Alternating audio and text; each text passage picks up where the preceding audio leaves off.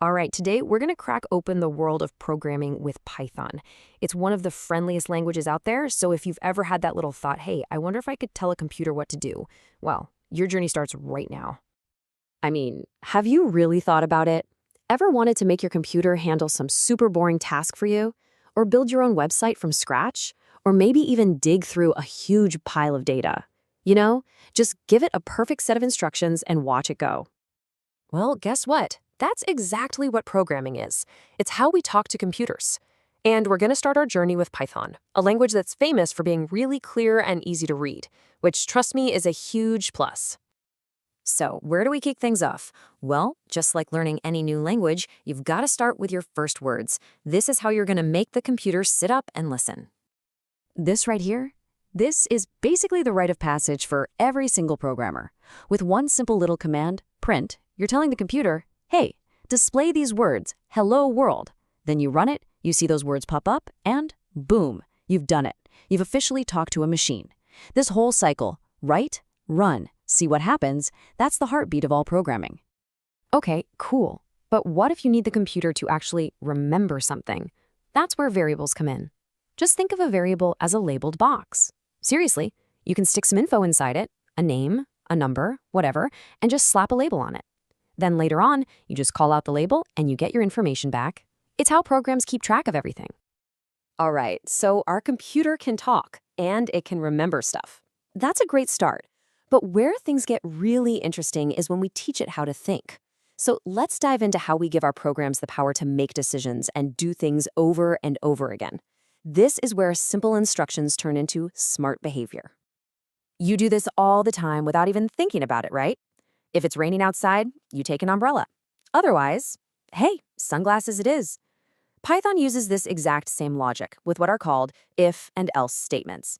This is how we give our programs a choice, letting them look at a situation and pick the right path forward. Seriously, just picture this. You have to send 1,000 emails. Are you going to copy and paste the same thing 1,000 times? No way. That would be absolutely mind-numbing, right? Well, computers are perfect for this stuff, but how do we tell them to do it? The answer is something called a loop. You can think of it as your own personal automation expert. You just give it a chunk of code and say, hey, do this 100 times. Or maybe you tell it, just keep doing this until you run out of emails to send.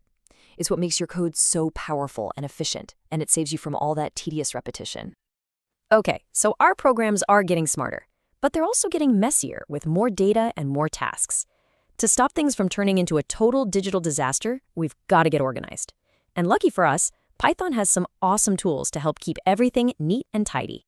Python basically gives you a set of digital organizers. For a simple, ordered list of things to do, kind of like a shopping list, you use a list. If you need to connect two pieces of information, like a name and a phone number, you use a dictionary, just like a real one. For data that you never ever want to change, like a set of GPS coordinates, a tuple is your best bet. It's read-only. And if you need to make sure you only have unique items, like counting every individual person who visited a website, a set is perfect because it won't allow any duplicates. Each one has its own special job. Now, let's think about organizing our actions. Imagine you have a favorite recipe. You don't rewrite the whole thing from scratch every time you cook it, right?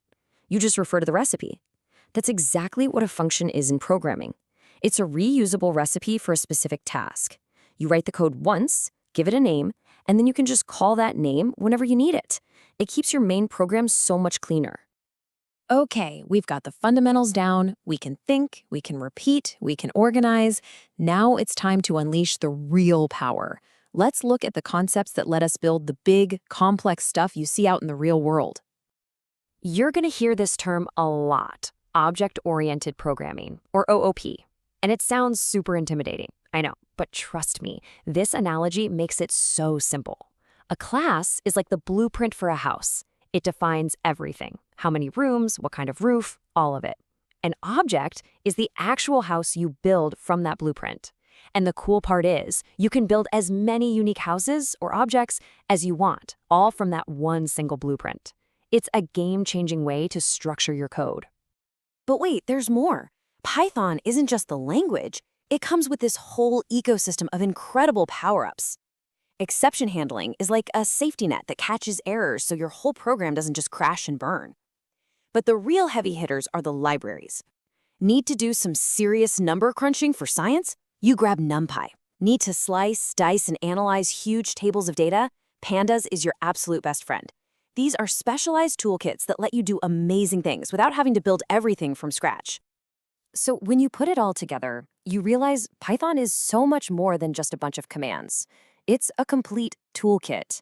It gives you the simple building blocks and the advanced power tools to create pretty much anything you can dream up, whether that's making your life easier with automation or exploring the wild frontiers of AI. So that's the roadmap. We've walked the path from your very first hello world all the way to structuring big, complex ideas. You've seen the tools. The only question left, and it's the most exciting one, is what are you going to build with it?